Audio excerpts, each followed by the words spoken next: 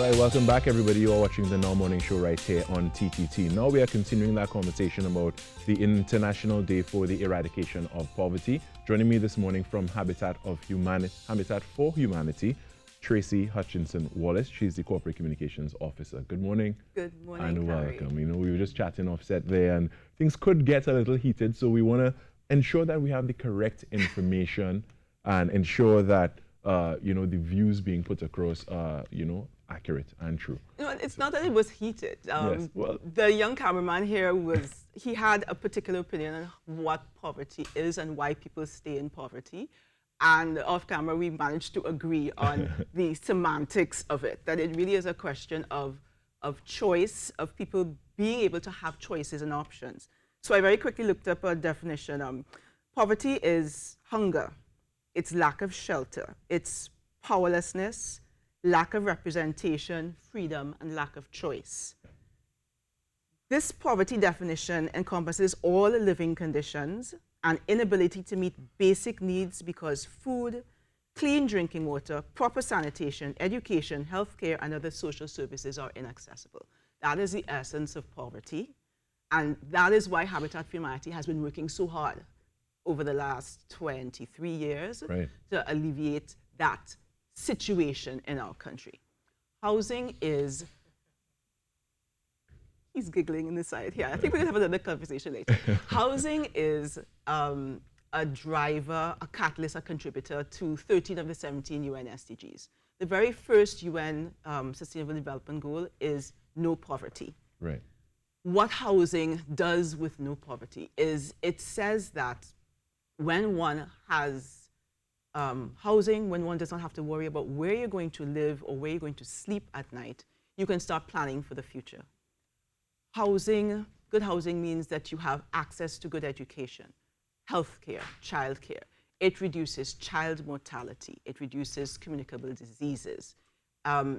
It gives a family a base and a foundation of economic stability to weather all kinds of storms, metaphorical or literal hurricanes. Habitat for Humanity's work over the last few years has been in working with the most vulnerable communities in our country, those with a household income of between $1,000 and $8,000. These are people who don't have good sanitation, often have a roof that's comprised of galvanized sheets held down with bricks, if they have a roof at all. Their walls are plywood. We come in with volunteers and we work with the families to help them transform their lives and literally build a home, build decent shelter, according to their means and within their own power. We give them the power to be able to do that through our corporate donations and through our volunteers and through our system of really helping people to invest something of themselves in housing. Housing is a process. Just the act of building it can change the way people look at their lives and look at their communities. I think one thing you underlined there that was very important, because giving them the power to be a part of the solution. Correct. You know, because it is one thing to be given charity and just receive a handout. But this is not a handout. It is a hand up. And we say that all the time. And the thing is, it makes a difference in people's lives, not just for the homeowners who are helped with their housing, but the people who are helping them, like volunteers like you, for instance. When a CEO sees that by dint of his hard work with his hands, he is actually helping a little girl have her own room so she can invite people over for a sleepover, it gives him a better understanding of his consumers, his customers, because he understands that they're not just numbers, they're not just things on a balance sheet. They're people in his community. And by improving his community, well, it's just good business to do so. That's right. And as you mentioned there, as you gave that little anecdote of, you know, the little girl, the theme for 2019 is acting together to empower children, their families, and communities to end poverty. Yeah, well, I mean, it's all about the children. And I hate that cliche, children are the future, but children are the future of the world, of the country, and what we're trying to do is ensure that every child in Trinidad and Tobago has a chance to thrive, has a chance to meet their full potential. Now, we're talking about communities, as I said, who are in the lowest economic bracket.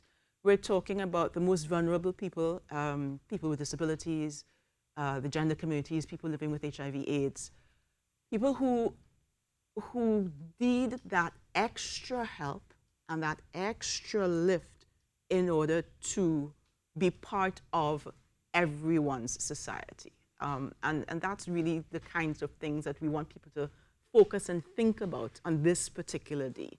Right. That literally, that could be you. That is you. It's your brother, it's your sister, it's your son or daughter. And if we all make the effort to come together and work together, we can, like my young friend here says, we can actually eliminate poverty in this country. Definitely. And what specifically is Habitat for Humanity doing today to commemorate the International Day for Eradication of Poverty? We are working on a couple of projects at the moment. One of them, which actually comes off on Saturday, is we're working with the police youth clubs around the country. We are getting about 60 youngsters together who will be learning how to build pallet furniture out of pallets. I love that stuff.